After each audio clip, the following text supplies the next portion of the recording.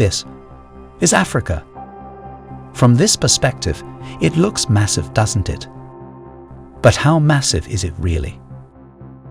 Or should I say, how massive do we believe it is? Status check. Command on internal. Affirmative. Telemetry in launch condition. Affirmative. Missile and internal DC. Affirmative. Pressurization complete. Affirmative. Now in many African civilizations, and some part of the West, the common notion that Africa is the second largest continent in the world is established in all levels of education. Yet very little information was shared based on the map and size of the African continent. Our African ancestry passed down what we know about Africa to subsequent generations, but historically the map of Africa, although having been drawn several times and in several models, had never been drafted by an African. Some people believe the continent of Africa was wrongly credited, and rather has a larger stature than what was previously established as facts.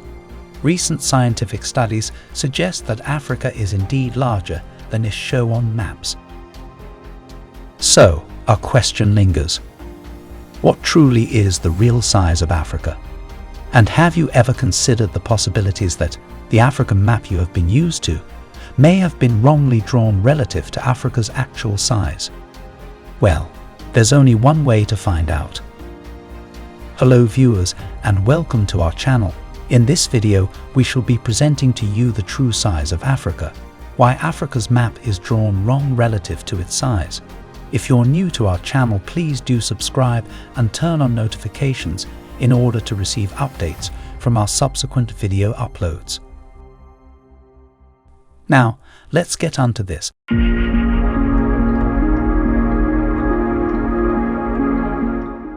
You see, Africa is the world's second largest and second most populous continent, after Asia in both cases. What that means essentially is that, in every continent, at least a decent minority are of purely African descent. At about 30.3 million kilometers squared including adjacent islands, Africa covers 6% of Earth's total surface area and 20% of its land area. Over 1.3 billion people live in Africa as of 2018 stats, accounting for about 16% of the world's human population. Even so, Africa's population is the youngest amongst all the continents, as the median age in 2012 was 19.7, when the worldwide median age was 30.4. The combined nominal GDP of the African continent as of 2022 amounts to a whopping $2.92 trillion. Africa is equally the continent most blessed with abundant flora and fauna and natural resources. Little wonder why it was the center for uncensored invasions during the slave trade era. With all this acclaim, I'm afraid it doesn't get better hereafter. Despite a wide range of natural resources, Africa is consistently credited as the least wealthy continent per capita, although in part due to geographic impediments, legacies of European colonization in Africa, and, well, you guessed it right, the Cold War. Predatory neo-colonialist activities by Western nations and China, and undemocratic rule and deleterious policies all had its toll on diminishing the continent's accolades. However, there's much to be cheerful for. Despite low concentration of wealth, recent economic expansion, and the large and young population make Africa an important economic market in the broader global context.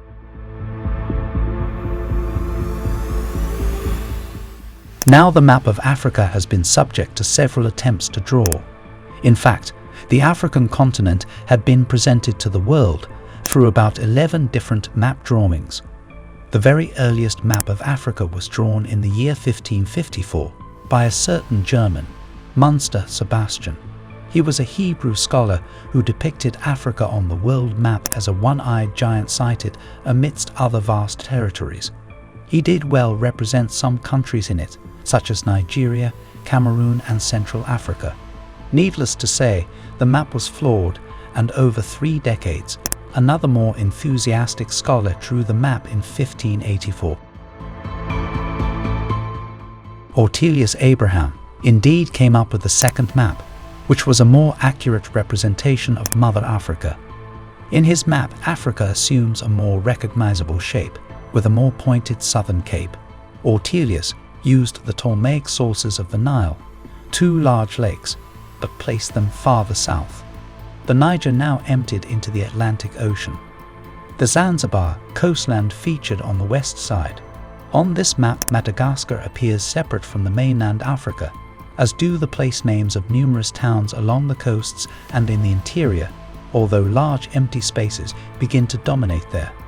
No animal or plant life was indicated on the map, but the oceans contain swordfish and a whale. This map was widely regarded more accurate and was thus adopted through the 16th century as the real map of the African continent. Over the course of several scores of decades, 9 other maps have been drawn from this initial map with the emergence of new territories, landmarks and countries.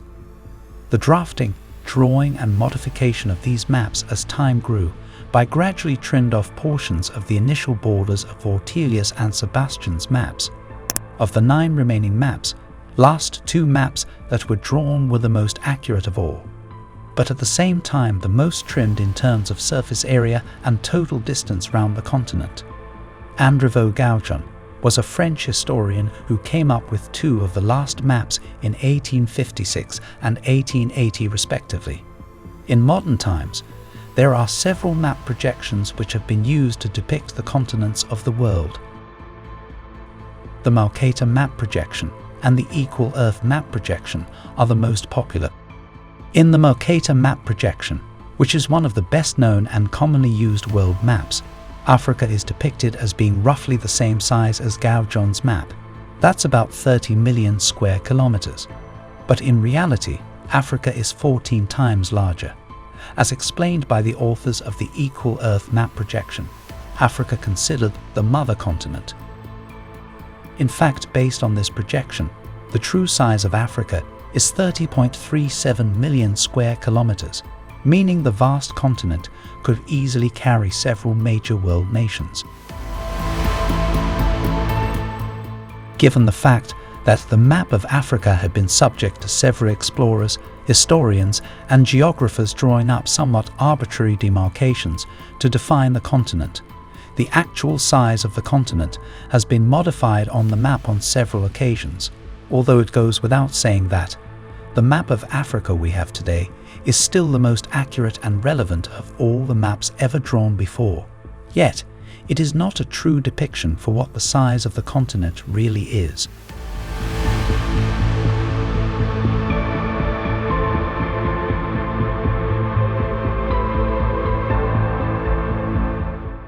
So, there we have it.